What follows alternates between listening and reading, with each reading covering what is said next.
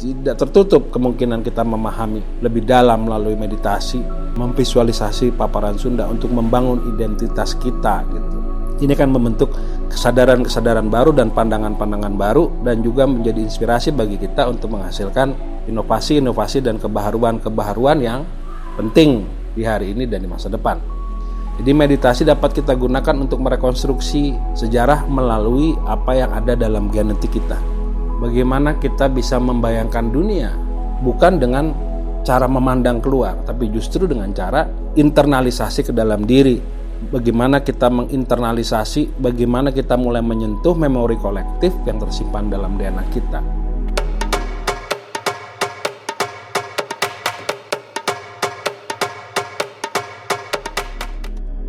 Salam jumpa di Jurnal Hendra. Kemarin kita di grup Telegram Jurnal Hendra, kita sama-sama melakukan meditasi online dengan melakukan visualisasi tentang Sundaland. Kenapa Sundaland kita pilih?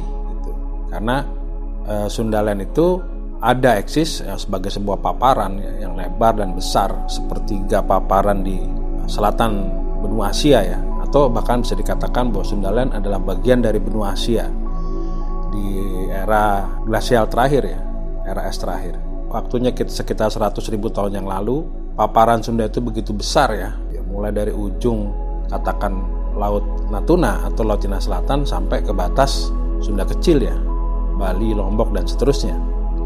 Nah, ketika kita melakukan visualisasi terhadap sesuatu yang penting di masa lampau, kawan-kawan bereaksi bahwa ada yang begini dan begitu, melihat ini dan melihat itu.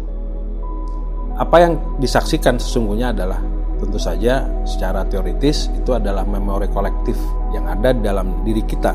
Memori kolektif yang ada pada DNA kita, bahwa kita masih ingat terhadap peristiwa evolusi besar yang terjadi pada kita yang sekarang tinggal di kepulauan archipelagic Indonesia gitu ya. Dengan cara ini yang kita harapkan di Jurnal Hendra bahwa secara meditatif gitu ya, ketika kita bisa memvisualisasikan bahwa sesungguhnya setelah era es terakhir itu kemudian terjadi banjir besar, banjir bandang karena es di kutub mencair sehingga kita terpisah-pisah oleh air dan lautan gitu ya. Ini menjadi penting bahwa visualisasi itu memberikan dasar bagi kita untuk menyelami sebagai orang awam ya, sebagai kaum awam untuk mulai menyelami dunia indah yang dibuat oleh para sejarawan, para antropolog, para arkeolog, para geolog gitu. Bagaimana ilmu pengetahuan mengupas dan membongkar banyak sekali keindahan dan misteri yang mengagumkan di masa lalu. Secara spekulatif, ada beberapa sahabat yang menyatakan bahwa teori manusia berasal dari Afrika itu bisa saja dilawan atau bisa saja direvisi, bahwa manusia pertama itu justru ada di Sundaland dan bermigrasi ke utara. Bisa jadi begitu. Tapi tentu saja hal ini harus dibuktikan dengan serangkaian penelitian, pengkajian, analisis yang lebih sangat teknis gitu ya untuk membuktikan itu. Tapi harapan bahwa Sundaland adalah awal peradaban terbuka bagi dunia untuk dikaji dan diteliti serta dijadikan sebuah hipotesis yang diuji oleh generasi masa depan yang lebih menekuni hal itu. Aspek lain bahwa setelah terjadi banjir bandang ketika glasial terakhir selesai, bumi dibanjiri oleh air dan kemudian Sundaland, paparan Sunda itu tertutup oleh air. Yang menjadi bagian yang sangat baik untuk kita pahami bahwa pulau-pulau yang ada di Indonesia, misalnya saya baru kembali dari Kepulauan Natuna. Sesungguhnya Kepulauan Natuna itu di eranya adalah gunung gitu, pada era es. Dan hari ini karena es mencair, maka Kepulauan Natuna itu bagaikan pulau-pulau kecil. Nah, sebetulnya yang nampak adalah puncak-puncak gunung gitu ya. Yang sekarang hari ini jadi pulau itu sesungguhnya deretan pegunungan atau barisan pegunungan di paparan Sunda tua itu. Kemudian juga visualisasi pada saat meditasi Sunda tua dapat membawa kita memahami konsep katastrofi ya. Bahwa peradaban dibuat oleh bencana alam. Tentu saja dalam sejarah kita ada letusan Toba Tua, letusan Gunung Sunda Tua yang sekarang kawahnya menjadi kota Bandung.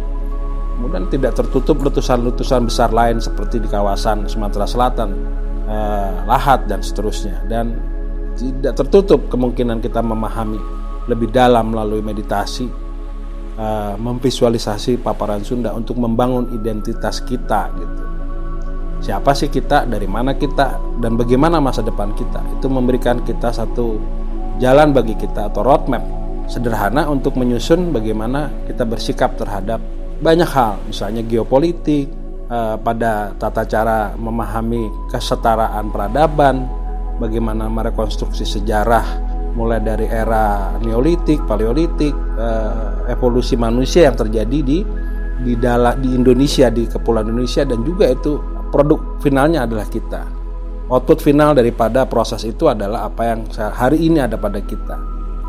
Itu tentu saja merupakan sebuah harta yang luar biasa berharganya bagi kita. Kita punya identitas, kita punya identity yang membangun kehormatan kita di mata dunia dan juga barangkali untuk diri kita sendiri. Ke depan kita juga akan bermeditasi bukan hanya pada bayangan visualisasi spasial Sundaland. Kita akan masuk ke era yang disebut Gondwana, era di mana daratan cuma satu gitu, dan lautan cuma satu, belum terbelah-belah menjadi benua-benua tuh. Dari sana kita akan bisa merekonstruksi di dalam pikiran kita, di dalam jejak-jejak yang ada pada diri kita, dalam genetik kita, ingatan-ingatan kita tentang Gondwana Land, tentang Pangea, lautan purba, benua purba, dan akhirnya kita bisa mengerti bagaimana perjalanan manusia itu ada. Kapan sih manusia pertama ada? Terus bagaimana sesungguhnya peran dan fungsi manusia dalam ekosistem besar yang dibentuk oleh bumi ini, yang kemudian kita tempati.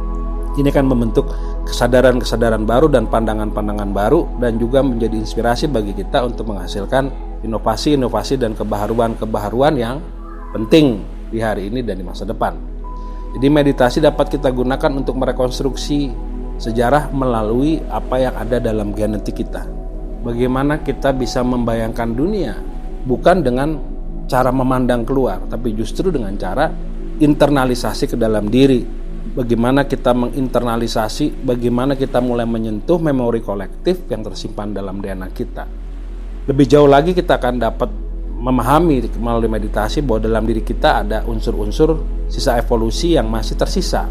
Dalam diri kita ada reptilnya, dalam diri kita ada ikannya, dalam diri kita ada amfibinya. Hanya semua hal-hal itu tertutup atau terkorporasi atau kemudian terbaharukan oleh tubuh kita yang baru. Nah, ini membuat kita akan bisa berpikir bahwa kehidupan di bumi ini penting, bahwa kehidupan di dunia ini ada karena alasan-alasan yang konkret, bahwa keberadaan kita yang sementara waktu, usia kita entah range-nya antara 90, 75, 90, 60 gitu ya. Itu bukan sebuah kesia-siaan. Bahwa terlalu kecil apabila kita memikirkan hal-hal yang remeh-temeh, apabila kita bisa melihat satu grand design yang besar tentang diri kita sendiri. Ini kita sangat harapkan ke depan bahwa kita bisa kaji lebih dalam hal-hal itu. Diharapkan dapat memperkaya kita semua, sekaligus membangun karakter. Dan karakter itu adalah bagian modal SDM yang luar biasa mahalnya dan luar biasa susahnya untuk dibentuk. Di karakter kita akan terbentuk menjadi karakter yang mampu berevolusi dengan perkembangan yang ada hari ini, tantangan hari ini, dan opportunity yang ada di masa depan gitu ya. Meditasi akan membuat kita bisa berlayar di samudra peradaban dan sejarah dan kebudayaan. Kira-kira demikian ya, kita akan tunggu selalu sahabat-sahabat untuk subscribe di kanal YouTube ini tentu, dan komen-komennya, serta kami tunggu juga di grup Telegram Jurnal Hendra untuk berdiskusi lebih banyak. Dan di sana banyak sekali kawan-kawan yang bersama-sama ikut mencermati, ikut mengkritisi, ikut berdiskusi tentang hal-hal yang banyak sekali manfaatnya buat kehidupan sehari-hari. Sampai jumpa lagi di Jurnal Hendra berikut. Kita akan bicara tentang Gondwana dan Pangea, dunia sebelum ada manusia. Terima kasih, salam jumpa.